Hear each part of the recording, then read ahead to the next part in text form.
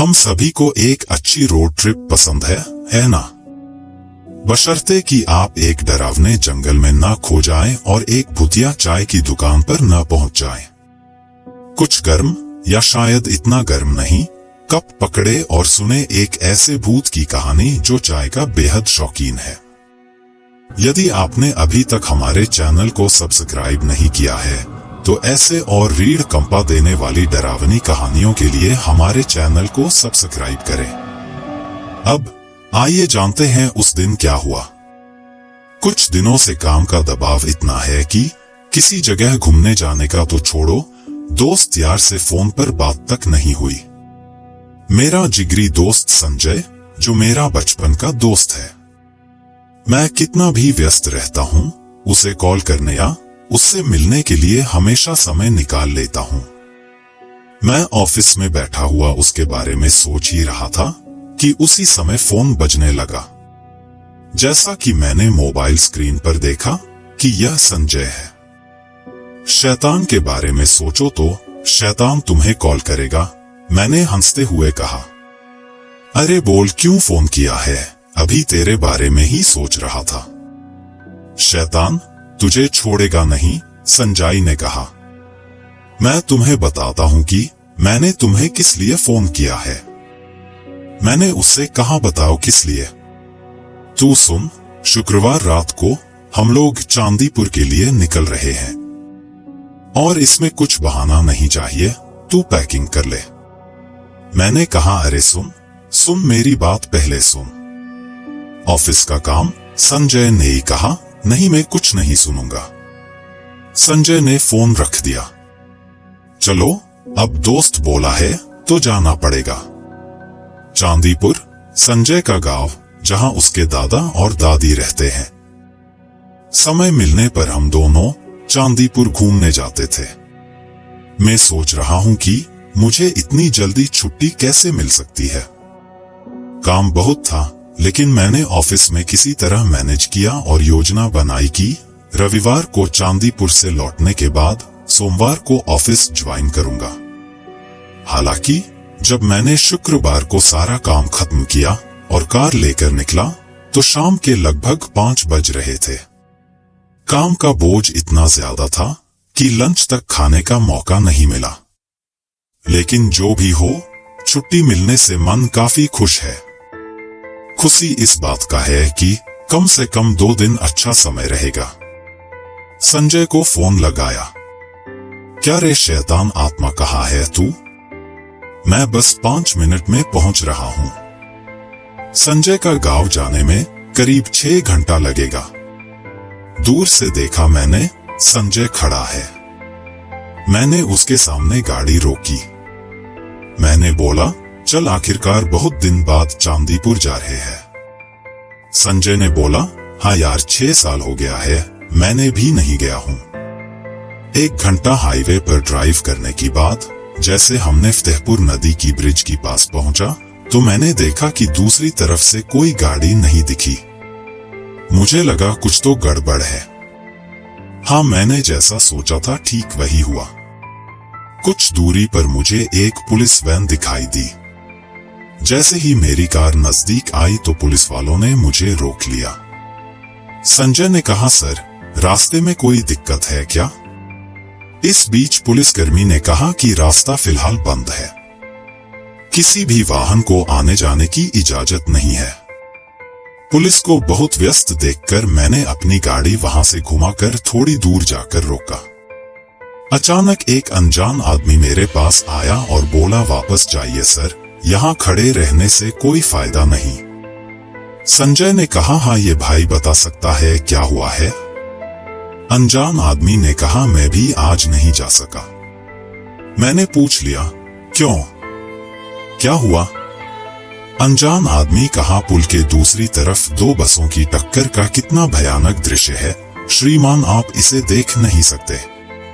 संजय ने कहा, तो यह बहुत बुरी खबर है। खैर, कोई रास्ता नहीं है। अनजान आदमी ने कहा, हाँ, अगर आप चाहो तो जंगल के रास्ते जा सकते हो। संजय ने कहा, क्या जंगल में किसी चोर डाकू का आतंक है? अनजान आदमी कहा, इसके अलावा मुझे नहीं लगता कि आप आज इस सड़क से यात्रा कर सकते हो। क्या जंगल में किसी अनजान जगह पर जाना ठीक है? संजय ने पूछा। मैंने संजय से कहा, रास्ता बंद है तो सब लोग उसी तरफ जाएंगे। मुझे लगता है कोई दिक्कत नहीं होगी। फिर मैं कार को जंगल वाले रास्ते पर ले गया।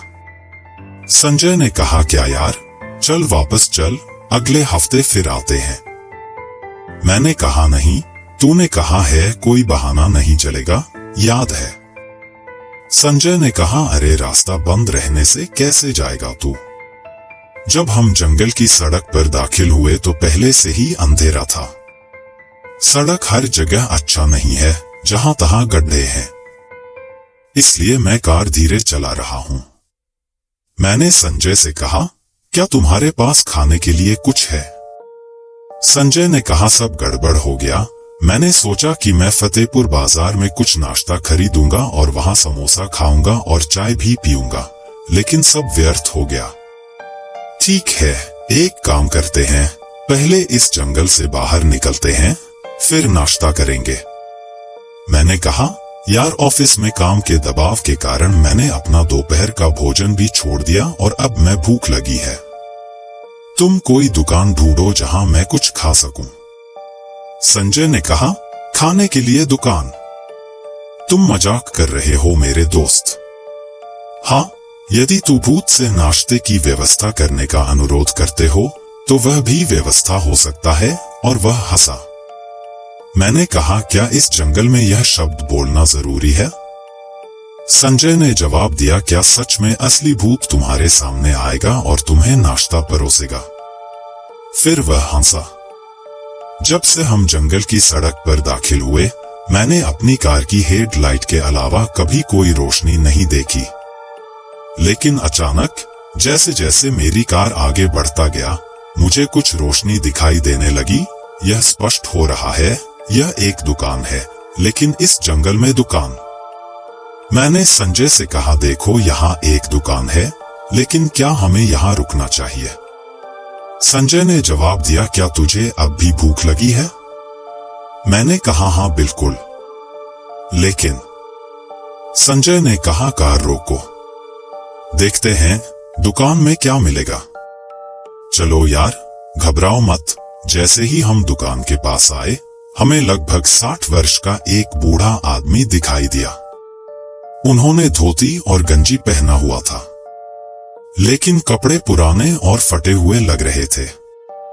मैंने अपनी घड़ी की ओर देखा तो देखा कि रात के 10 बज चुका था।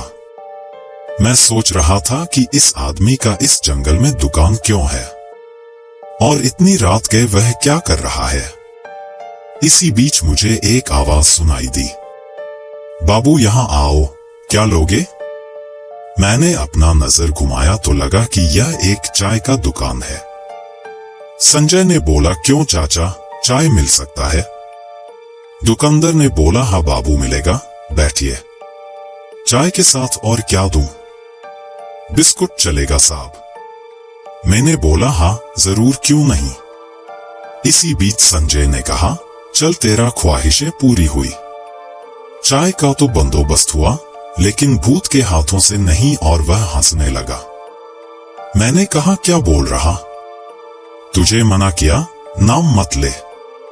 संजय ने कहा, भूत बोलकर कुछ होता है क्या?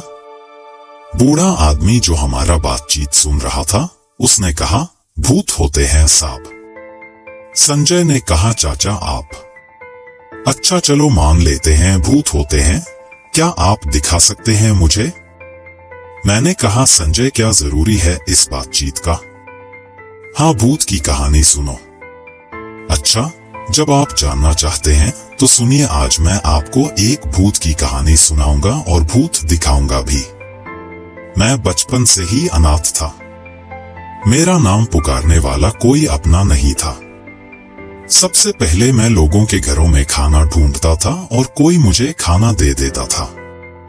कुछ लोग भगा देता था। फिर मैंने सोचा कि मैं काम करूंगा, लेकिन क्योंकि मैं छोटा था तो कोई मुझे काम नहीं देता था। मेरे पास अपने पिता के दिए हुए छोटे से घर के अलावा और कुछ नहीं था। फिर मैंने इसी जगह एक टेबल लगाकर चाय बेचना शुरू किया और 40 साल से चाय बेच रहा हूँ। मैंने अपनी स्कूल की पढ़ाई भी जारी रखी। सुबह मैं चाय बेचकर स्कूल जाता था और स्कूल के बाद दुकान पर बैठता था। मैं इस क्रूर समाज को यह दिखाना चाहता था कि बेहद असहाय लोग भी अपने प्रयासों से कुछ भी कर सकता है।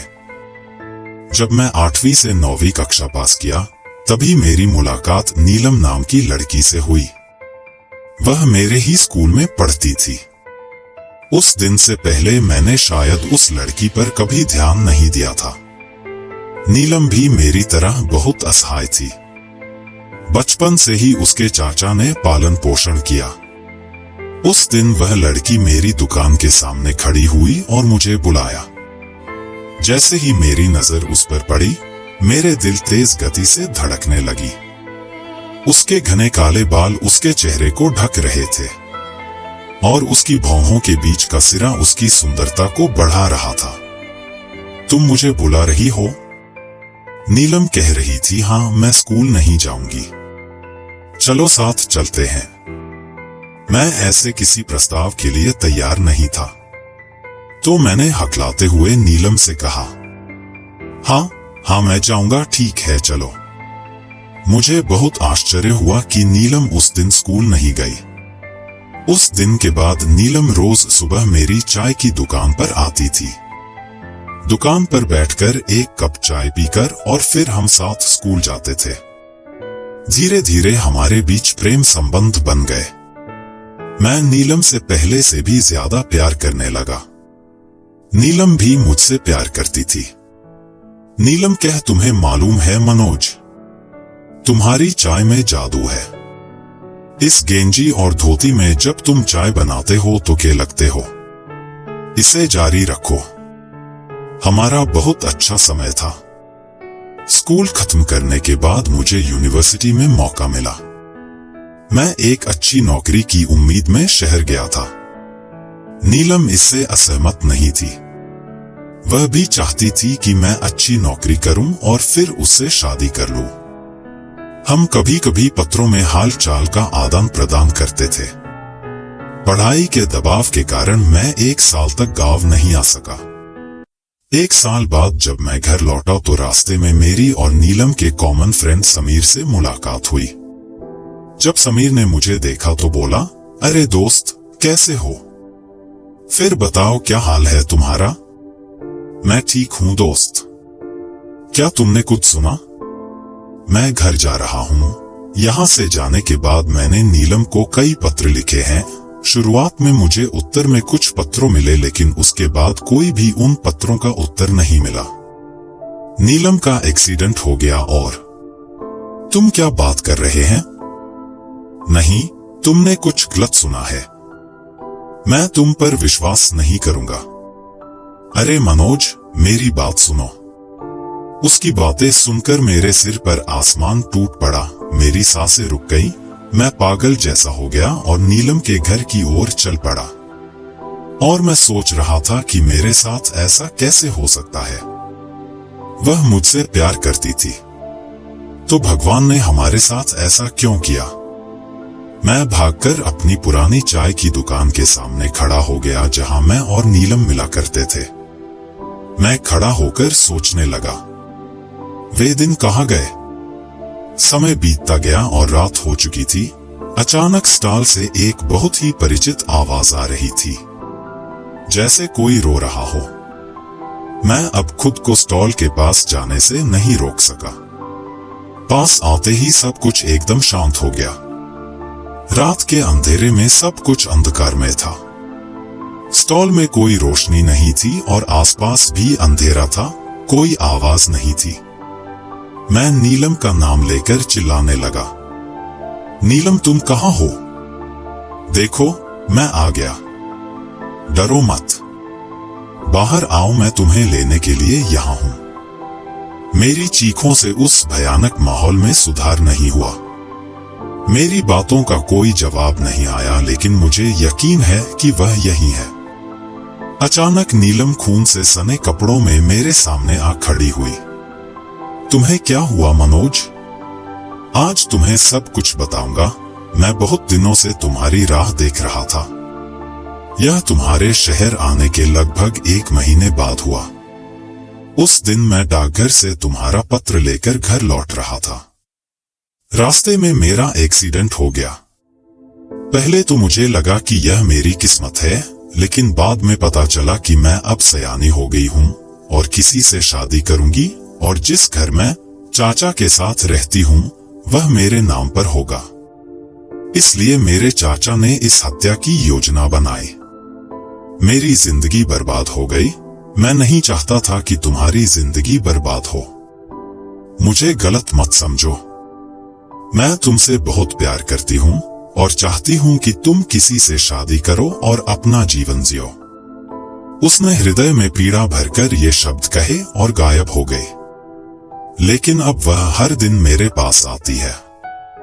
पिछले दिनों की तरह हम दोनों ने चाय पी और बातें की। फिर वह चली गई। मैं बेहतर काम कर सकता था, लेकिन मैंने नहीं किया, क्योंकि मेरी चाय नीलम को भाती थी। मेरे पास बहुत सारे कपड़े हैं, लेकिन मैं हर रात केवल नीलम के पसंद का कपड़ा पहनता था। मैं अब भी उससे बहुत प्यार करता हूँ। शायद आप मुझ पर विश्वास नहीं करेंगे या मुझे पागल समझेंगे, लेकिन आज ये बात आपके लिए भी साबित होगी। आप जाओ और अपनी कार में छुप जाओ। नीलम के आने का समय हो गया है। वह थोड़ी देर बाद वह आएगी। चाचा ने बताया तो हम अपनी कार में जाकर छुप गए। जैसे ही मैं गाड़ी में बैठा, मेरा दिल घबरा रहा था, डर और आश्चर्य से मिलकर। दूर से देखते हुए मैंने उस लड़की को चाय की दुकान पर देखा। उसकी मौजूदगी अद्वितीय थी, उसका व्यवहार शांत था। चाचा ने उसे एक प्यारे मुस्कान के साथ चाय पिलाई और वे धीरे धीरे बात करने लगे। उस स्थिति में समय ठहरा लगा था। संजय, जो सामान्यत सवालीन होता है, वह खामोश था। उसका चेहरा पीला हो गया था और उसकी आंखें विस्मय से फैली थी। जब वह लड़की आखिरकार रात की अंधेरे में गायब हो गई, तो हम एक चौंकाने वाली चुप्पी में छूट गए। अनकही भावनाओं से हवा भर गई थी। हम धीरे धीरे गाड़ी से उतरे और चाचा की दुकान की ओर बढ़े। बूढ़े आदमी ने हमें एक खुशमिजाज मुस्कान के साथ देखा। उसकी आंखों में एक आंसू चमक रहा था। तुमने उसे देखा ना? उन्होंने धीरे से पूछा। हमने सिर माथे पर हाँ किया, शब्दों को ढूंढने में असमर्थ रहे। चाचा ने जारी रखा, सच्चा प्यार कभी नहीं मरता। यह समय, स्थान और मौत से भी परे होता है। हमारे प्यार की वजह से नीलम का आत्मा यहाँ बसी है। हर रात हम इस छोटे से साधारण चाय की दुकान में मिलते हैं और उस एक पल के लिए हम फिर से साथ होते हैं। संजय, जिसकी आवाज धीमी, आखिरकार बोला, चाचा, आपका प्यार अतुलनीय है। इसने हमें दिखाया है कि कुछ रिश्ते अटूट होते हैं। दुखी दिल लेकर हम चाचा को अलविदा कहते हुए जाने लगे। जब हम जंगल से बाहर निकले, रात कम खौफनाक और आध्यात्मिक लगने लगी। मनोज और नीलम की कहानी हमारे साथ रही, प्यार की शक्ति और जीवन के गुप्त रहस्यों की याद दिलाते हुए। हमारे व्यस्त जीवन में लौटते समय हमें उस आश्चर्यजनक रात की याद थी, जिसमें हमने मौत के बावजूद प्यार की झलक देखी थी। और हालांकि काम और जीवन हमसे हमारा समय मांगते रहे, मनोज और नीलम की कहानी ने हमें याद दिलाया कि हमें उन लोगों का मूल्य चिन्हाना चाहिए और उन क्षणों का महत्व बताया जो हम साझा करते हैं, क्योंकि वे हमारे अस्तित्व की वास्तविकता हैं।